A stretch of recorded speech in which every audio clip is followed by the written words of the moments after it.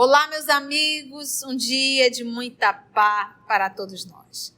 Hoje, exatamente 15 de agosto de 2022, estamos nós reunidos para estudarmos a obra Lázaro Redivivo, obra psicografada por Francisco Cândido Xavier pelo Espírito Irmão X, Humberto de Campos. Vamos iniciar fazendo a nossa prece de gratidão. Eu vou pedir para a Lígia fazer a nossa prece de gratidão.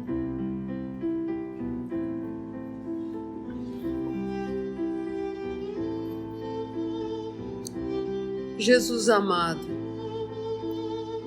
gratos somos por poder estar aqui mais uma vez, continuando o estudo dessa obra tão importante. Que possamos ter o amparo da equipe espiritual que cuida do EOS Manaus. Pedimos que nos intua, nos inspire, para que esses ensinamentos passem a fazer parte de nossa vida, que possamos sair desse estudo melhores do que aqui chegamos, sempre pensando no nosso desenvolvimento como espíritos, melhorando como seres humanos. Sê conosco, Senhor, hoje e sempre, que assim seja.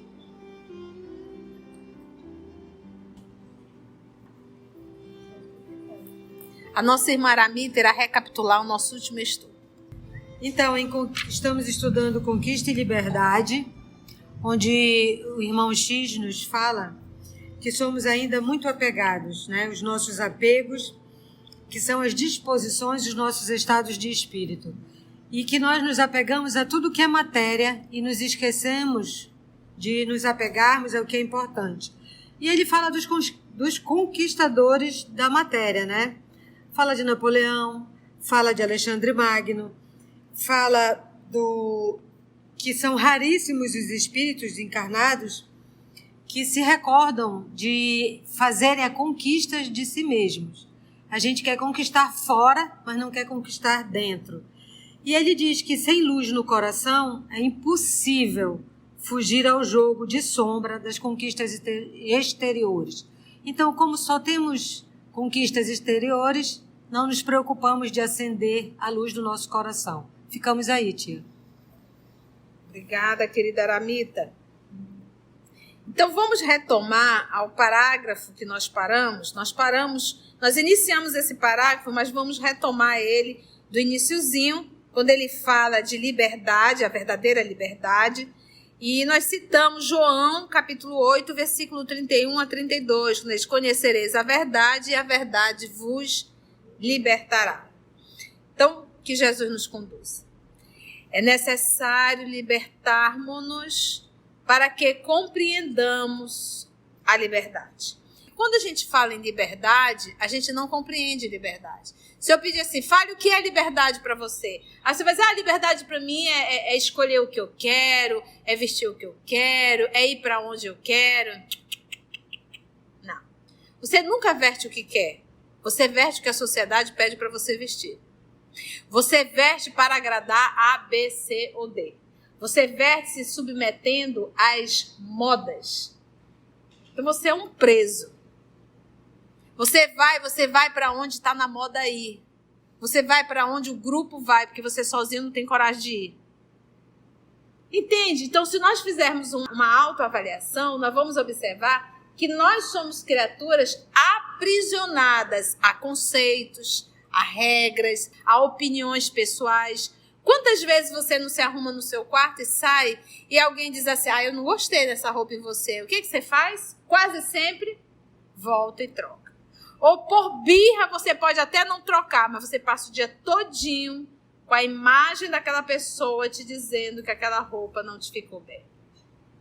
Então somos prisioneiros. Então é aquilo que ele diz, é necessário libertarmos-nos para que compreendamos a liberdade. Você vai sair à noite.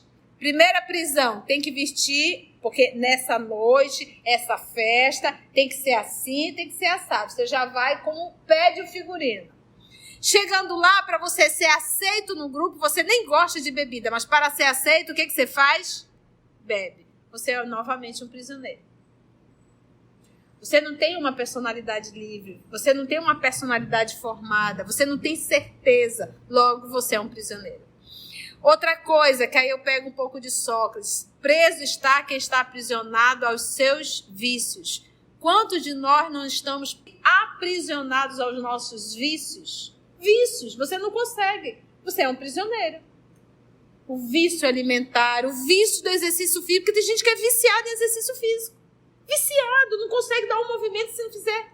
Não consegue, a pessoa está aprisionada. Se hoje, na segunda-feira, não deu para fazer, pronto, acabou com o dia da pessoa. Ela fica num mau humor infernal. Por quê? Porque não fez. Isso tornou o quê? Um vício.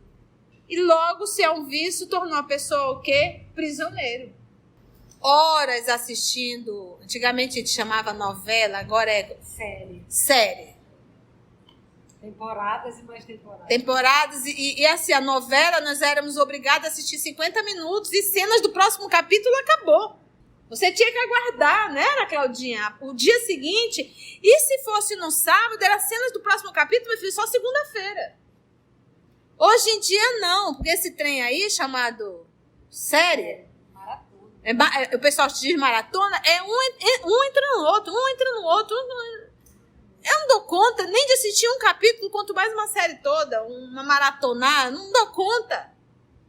Entende? Então, são vícios que você vai criando. Então, quando ele diz, é necessário libertar-nos para que compreendamos a liberdade. Então, eu só vou compreender a liberdade quando eu me libertar dessas crendices, dessa escravidão, desses conceitos, desses preconceitos, daquilo que o povo impõe. Eu gosto sempre dessa hora de pensar. Tu imagina Jesus? Pensa Jesus morto de preocupado porque falaram que ele anda descalço. Jesus desesperado porque hoje não deu tempo de ir na academia. Jesus desesperado porque não tem a roupa da moda para ir no casamento X, com o cabelo da moda, com a maquiagem da moda. Porque agora ninguém mais enxerga o rosto de ninguém, é só maquiagem. Entende? E sem luz no coração, sentimento, amor, é impossível fugir ao jogo de sombra das conquistas exteriores. É interessante que ele coloca isso como um jogo. Jogo o quê? Conquistas. Mas essas conquistas, esse jogo, ele é voltado aonde? Em sombra. Ao jogo de sombra das conquistas de ordem exteriores. E interior, nada. Por isso que eu preciso me libertar. Quantas vezes a gente não busca uma conquista exterior e a gente não quer? É só para dar satisfação que a gente tem. Quantas vezes você faz um curso superior e você não é o que você quer, mas você tem que fazer porque você tem que dar satisfação por estar fazendo aquele curso, por mais que você se torne um péssimo profissional. E sem luz no coração é impossível fugir ao jogo de sombra das conquistas exteriores. Não preconizamos, não aconselhamos a impassibilidade, ou seja, a indiferença que alguns budistas aconselham, a negação de tudo. Aí eu lembro um pouco até de Diógenes. Diógenes, o filósofo, ele negava tudo. Ele dizia que ser feliz era não ter nada. Então ele era o extremo. Tanto é que ele vivia, era uma roupinha assim, quase nada, uma única roupa, e vivia ali dentro, tipo um tonel, tipo um cano enorme, Ele vivia ali dentro, tomava o sol, andava só com uma lamparina e dizia, Diógenes, o que você está caçando? Se uma alma nobre. Ele ficava ali caçando. E Alexandre o Grande mandou chamá-lo, uma vez que queria conversar com Diógenes, o filósofo, Aquele que dizia que ser feliz era não ter nada. Ser feliz é não ter nada. E quando o soldado foi até ele, disse que Alexandre o Grande queria falar com ele. Ele disse, mas é ele que quer falar comigo? Então ele que vem aqui, porque eu não quero falar com ele, ele que vem. E Alexandre o Grande foi, e ao chegar lá, uns dizem que Alexandre foi, outros dizem que não foi, só sei que foi assim. Mas quem chegou, ele estava tomando sol. E a pessoa que chegou fez sombra. E ele abriu os olhos, olhou e disse assim, não me tire aquilo que você não pode me dar. que era o Sol, né? Então, esse era Diógenes. Então, a gente vai ver o extremo. E aqui o nosso Humberto de Campos, ele fala de alguns budistas que aconselham. Aconselham o quê? Aconselham a abrir mão de tudo, negar tudo de ordem material. Ele diz assim: não preconizamos, não aconselhamos a indiferença que alguns budistas aconselham. Aí ele coloca aqui, ele faz uma correção. À distância dos ensinamentos reais de Gautama, porque Gautama, que é Buda, não ensinava isso, o desprezo total. Por isso que ele fez aqui uma correção. À distância dos ensinamentos reais de Gautama, né? Vamos lembrar lá, Buda, Nepal, sul de Nepal, ele nasceu em 563 a.C. e desencarnou em 483 a.C. Quando a gente fala de Gautama, que a gente fala de Buda, a gente está falando também de um missionário. Faz parte desses missionários que Jesus enviou à Terra. Tia, onde a senhora leu isso? A Caminho da Luz. Quando você lê essa obra A Caminho da Luz, você tem uma ideia grandiosa da história desse nosso planeta Terra. E para tua surpresa, o estudo completo está no nosso canal. Completo, né? Com todas as pesquisas. Todas as pesquisas. Então, ali a gente vai entender que Buda foi enviado, Lao Tse foi enviado, Confúcio foi enviado, Sócrates foi o enviado, Forri foi o enviado. Todos esses grandes missionários. E Jesus não deixa de mandar esses espíritos nobres. Então, ele diz aqui: a distância dos ensinamentos reais de Gautama. Aí vem Humberto. Proclamamos a necessidade do trabalho das mãos com a iluminação do entendimento. Porque é interessante isso, que eu busco o trabalho de uma forma original com o único propósito de quê? Conquistar bens materiais. É como se ele dissesse: continua fazendo o trabalho, mas aproveita esse trabalho que tu realizas para te moralizar. Em toda e qualquer profissão, se eu estou lavando banheiro, eu posso utilizar aquele trabalho que eu estou fazendo para desenvolver em mim a humildade. Porque quando você limpa banheiro, as pessoas que entram ali, elas nem te vê. Elas não te olham. E detalhe, você acaba de limpar, ela vai lá e deixa tudo sujo. Você limpou tudo, ela pega o papel e deixa em cima da bancada. Os homens vão ao banheiro, não levanta a tampa sanitária e vai, parece assim que vai respingando para tudo quanto é lado. E tudo isso a pessoa acabou de limpar, ela tem que voltar e limpar novamente. Então ela pode utilizar esse momento profissional dela, que ela ganha para o seu sustento, e ela poderá, se ela não se rebelar, se não se revoltar, utilizar tudo aquilo ali para o seu aprimoramento moral. E quantas pessoas não adentram ali no banheiro chorando? Quantas pessoas vêem no ambiente profissional, quando tem um problema sério, não corre e vai para onde? Para o banheiro. E de repente você está ali limpando, você pode olhar e dizer: você está precisando de ajuda? Quer conversar um pouco? A senhora quer um copo com água? Entende? Quantos movimentos nós não podemos fazer? Se você é um professor, trabalha, não só faça, ame. Isso é a diferença. Isso é a conquista vertical. Então, quantas vezes você diz: olha, eu estou aqui para fazer meu trabalho, você sai, eu não quero nem saber. Quantas vezes você vai atender e não olha para a pessoa? Então, é o que ele diz aqui. Proclamamos a necessidade do trabalho das mãos com a iluminação do entendimento. Então, não só te intelectualiza, mas ilumina. Te ilumina. Te faz luz. Entende? Em tudo que a gente faz. O bom profissional não é apenas o que realiza.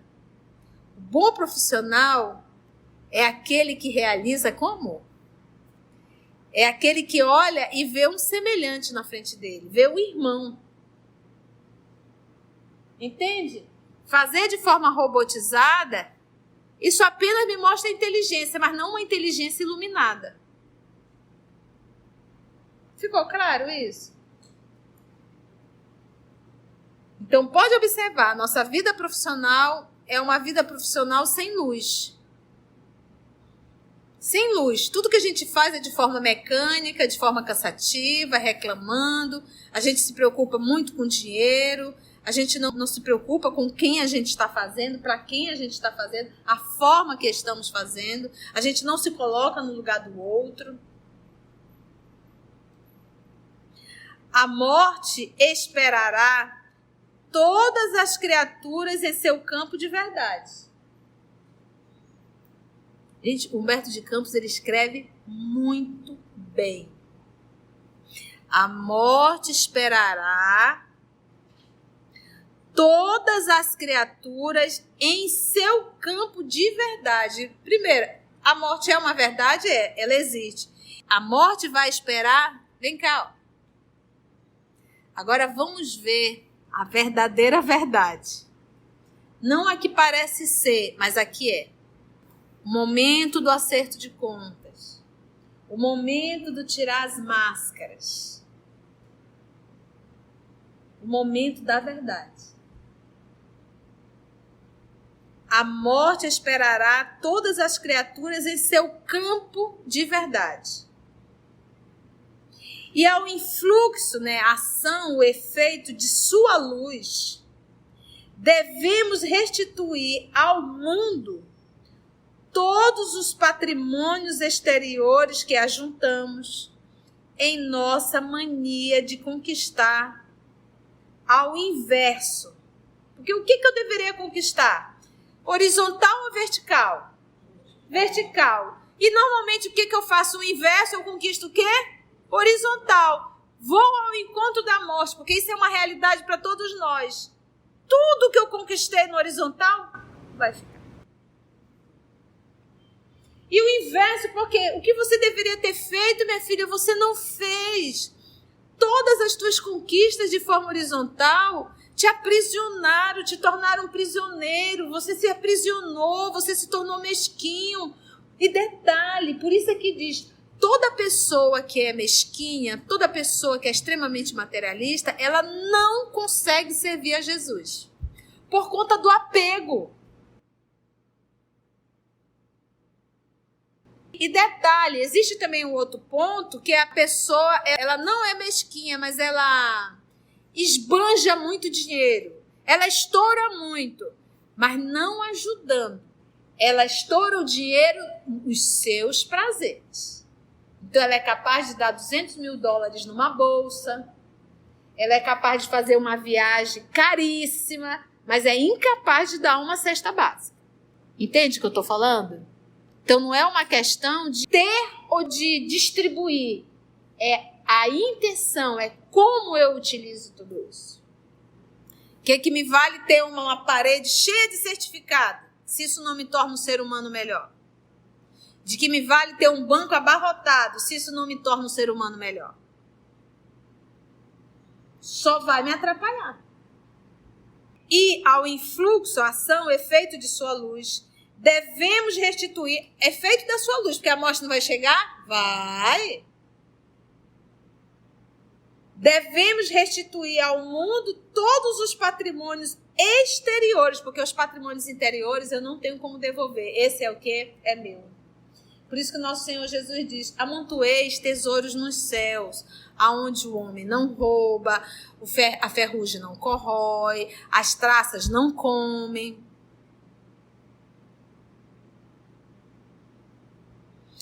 Todos os patrimônios exteriores que ajuntamos em nossa mania de conquistar ao inverso, revelando o que amontoamos dentro de nós para a verdadeira vida. Então, o que é da terra fica, as tuas conquistas internas, essas o quê? Tu leva. E aí, como ele diz, revelando o que amontoamos dentro de nós para a verdadeira vida, que é a vida espiritual. Que é interessante, você pode observar que nós somos criaturas muito previdentes, mas com um imprevidente. A gente previne muito avaliando o que? A aposentadoria, a velhice. Não é verdade? A gente se preocupa, é uma prevenção tamanha, mas e com a vida após a morte? Como é que está a nossa bagagem? Senhor, né? Fazemos os celeiros para amontoar e guardar as coisas. E o Senhor Somos diz, chamados. insensato, ainda hoje darás conta da tua Darás conta da tua... É mais ou menos isso, porque ninguém sabe o dia e a hora, né? Terá bastante força a palavra dos mortos para despertar a consciência dos vivos. E é interessante que todos esses capítulos, por isso o nome Lázaro Redivivo. Quando a gente vê Lázaro Redivivo, tu pensa que ele vai falar só de Lázaro, né? Não, ele está falando da morte. Todos os textos ele vem falando da morte. E aquele meio... Agora ele vê Humberto Campos de Sá, né? Terá bastante força a palavra dos mortos para despertar a consciência dos vivos? Porque é um morto falando. Será que a minha palavra, na condição de um morto, como Humberto de Campos, terá força para despertar a consciência dos então chamados vivos? Ele mesmo responde, não acredito. Não tem. E aí eu lembro da parábola de Jesus com Lázaro, mas não o Lázaro da história da irmã de Marta e Maria, mas sim o Lázaro da parábola, que é a parábola do mal rico. E quando Lázaro era aquele que ficava na porta do ricaço e se alimentava das migalhas que caíam da mesa. Quando ambos desencarnaram, Lázaro estava super bem ao lado de Abraão. E na parábola, o rico estava, nossa, ardendo, né? Ele pediu que deixasse, Senhor, peça para pelo menos Lázaro vir molhar um pouco a minha boca, né? Que eu estou com sede. E aí ele diz que existe uma distância, né? Um vale, um abismo. Quem está aqui não pode ir para lá e quem está lá não pode estar aqui. A gente até entende a lei da sintonia. Aí o que o mal rico pede? Senhor, pede pai Abraão para ir avisar lá na terra. Para avisar os irmãos, né? Ele disse, olha, eles têm Moisés, têm os profetas. Ninguém acreditou? Vai adiantar? Então hoje é a mesma coisa. Hoje a gente diz, olha, tem os profetas, tem a Moisés, tem o Levítico. Se nós lermos o livro Levítico, a gente vai ver o tanto de regra lá que a gente até hoje não faz nenhuma. Um Levítico. Fazendo parceria do Pentateuco mosaico. Tem os profetas, tem a Moisés, tem o nosso Cristo Jesus. E agora tu tem a doutrina espírita. E ainda não deu conta de aprender, meu filho? É para acabar. Só tem um jeito. Qual? Exílio. Tem mais outro. Exílio, né? Chega a ser engraçado, né? Quem que não sabe que vai morrer? Me diz se tem algum cão aqui na Terra que não sabe que vai morrer. Né? Tem algum cão que não sabe que vai morrer, que vai deixar tudinho? Por um acaso você já não viveu essa experiência com alguém próximo de ti que foi embora e foi? Foi embora, foi, sumiu, desapareceu. E você olha, as coisas ficaram, passaram para as mãos de outro. Aí vem a lição. Você coça assim a cabeça. Por que eu sou apegado mesmo, hein? Por que eu brigo tanto por causa de coisas materiais? Por que eu dou tanto valor a situações? O fofo foi embora, tchau. Vá com Deus. A fofa foi embora, tchau. Vá com Deus. O filho vai embora, vá com Deus. Vê o resultado do exame. Ih, tá ruim agora, olha. Eu vou com Deus. Pronto. Mas não é verdade? Ou será que eu vou estar na Terra me iludindo que eu vou passar 90 anos aqui sem ter tido um AVCzinho, né? Uma diabetezinha, um colesterol, um câncerzinho. Espírito imperfeito, enrolado emocionalmente, cheio de 9 horas, come mal, se alimenta mal, dorme mal, bebe, fuma, ainda quer chegar a 90 anos com o corpo zerado? Aí você tá tirando sarro, né? Entende? É só a gente raciocinar. E a gente fica se iludindo. Então a gente se ilude com o poder, se ilude com o dinheiro e se ilude com o corpo físico. Hã? Nem plástica dá jeito, né? Terá bastante força a palavra, então, dos mortos para despertar a consciência dos vivos? Diz Humberto. Não acredito. Mas se Jesus, que é o divino Senhor da humanidade, continua semeando a verdade e o bem, por que deixaríamos nós outros de semear? Se Jesus, que Jesus, não desistiu, por que nós, os mortos, vamos desistir? Por que desistir? Porque é dar murro em ponta de faca. Fala, não atende. Fala, não atende. É a parábola que Jesus contou do mal rico. Mas se Jesus, que é Jesus, não desiste, nós vamos achar no direito de desistir? Nós vamos continuar falando para os doidinhos da terra, toma jeito.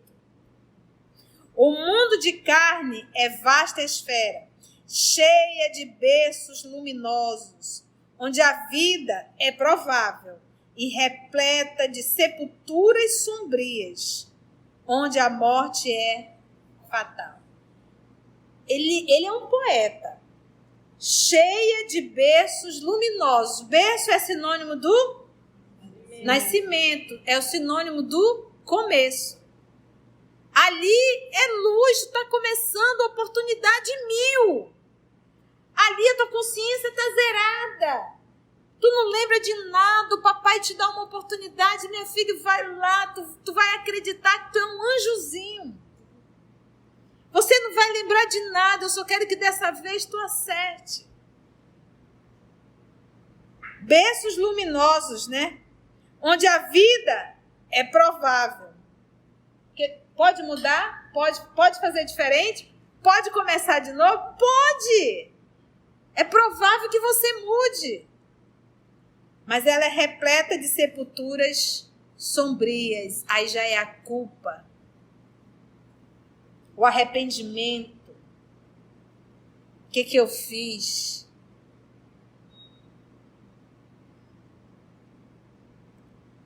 Onde a morte é fatal. Bias, filósofo do século VI a.C., é um dos 7 sábios da Grécia. O sublime cidadão de Priena viveu para a bondade. Então, ele fez uma introdução, falou dos conquistadores da terra, agora ele vai falar daqueles que fizeram a diferença. Aqueles que se iluminaram, né, na fala de Buda.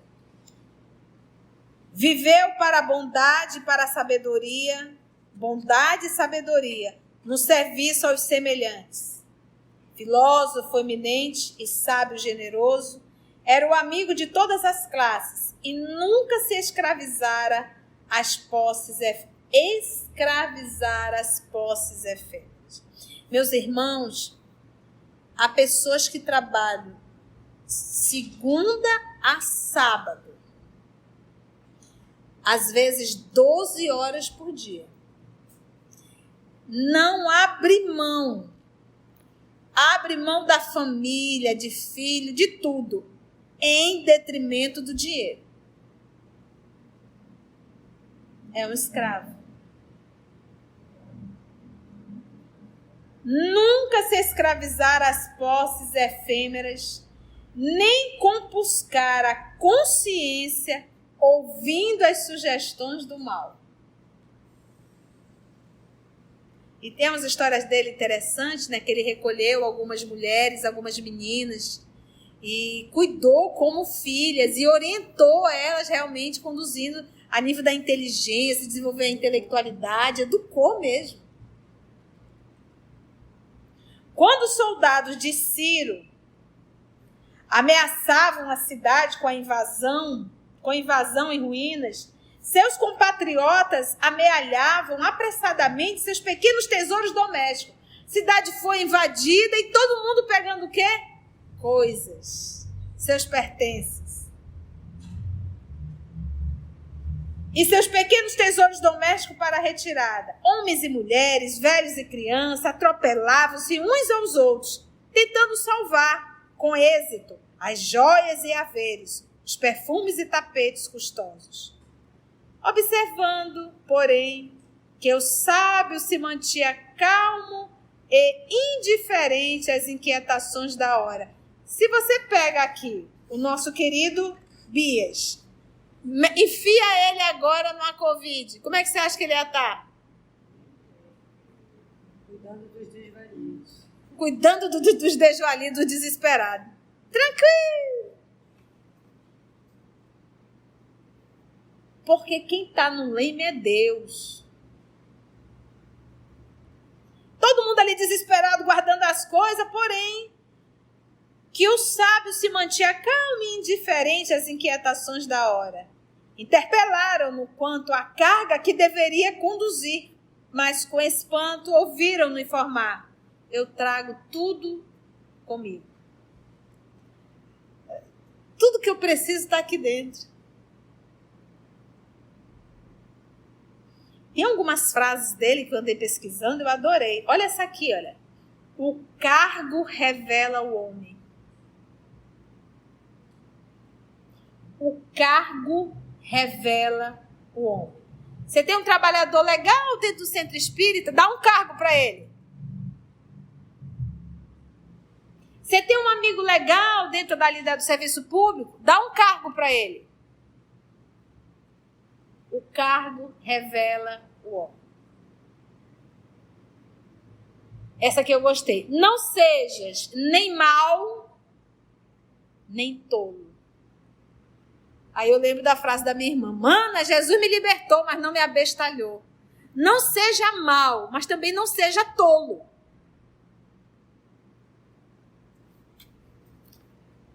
Guardava o nobre cidadão seus patrimônios inalienáveis de bondade, retidão e inteligência.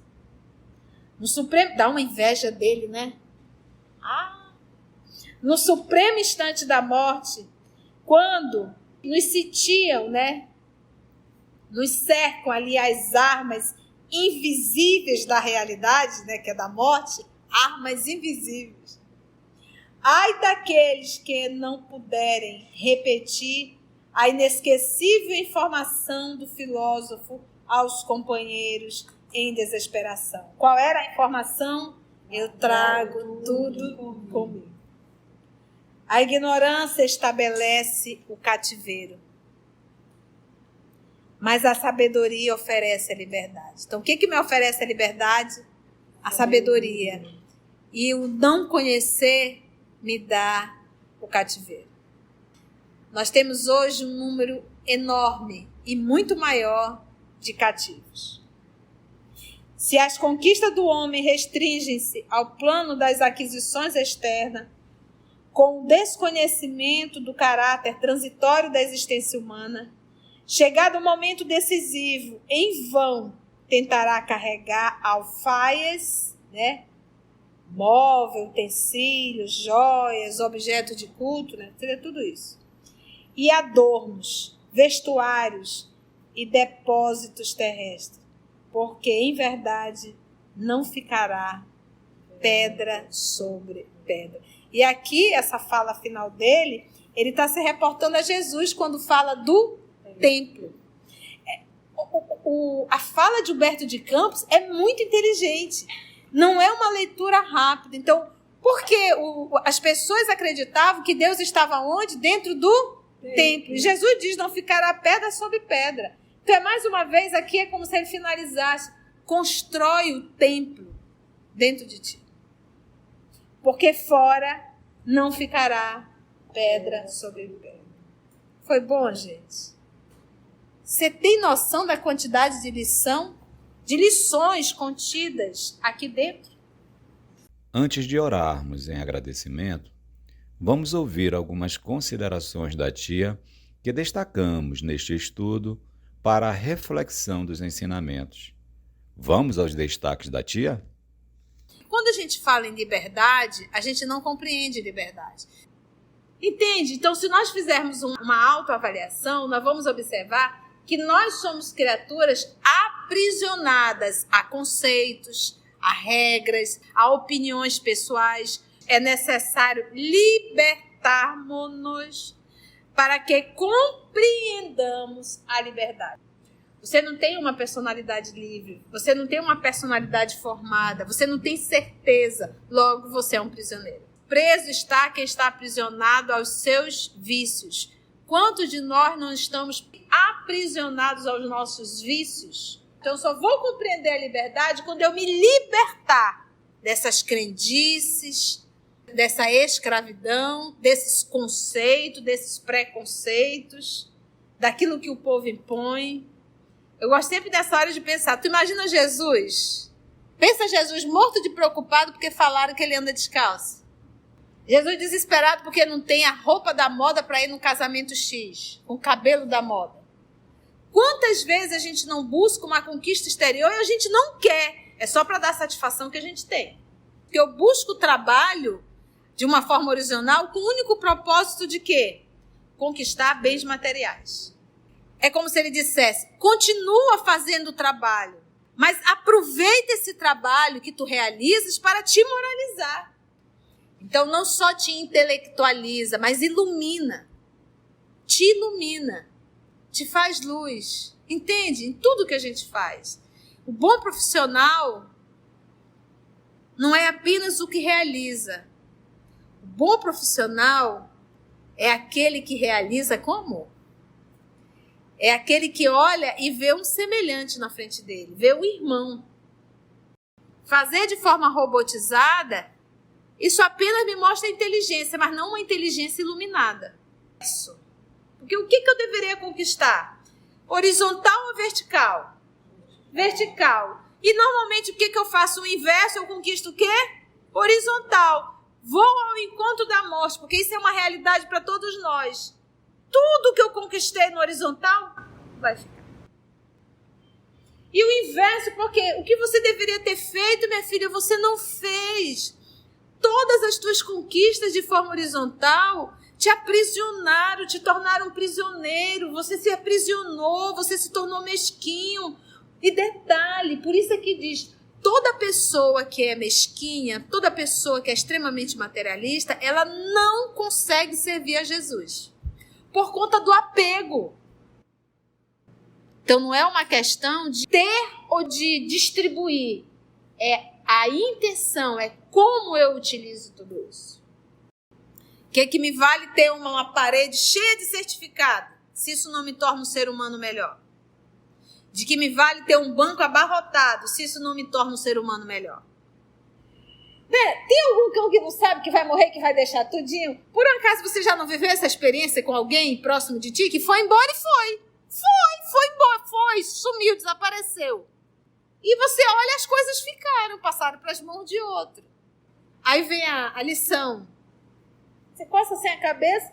Por que eu sou apegado mesmo, hein? Por que eu brigo tanto por causa de coisas materiais? Por que eu dou tanto valor as situações? O que me oferece a liberdade? A sabedoria. E o não conhecer me dá o cativeiro. Nós temos hoje um número enorme e muito maior de cativos. Constrói o templo dentro de ti. Porque fora não ficará pedra sobre pedra.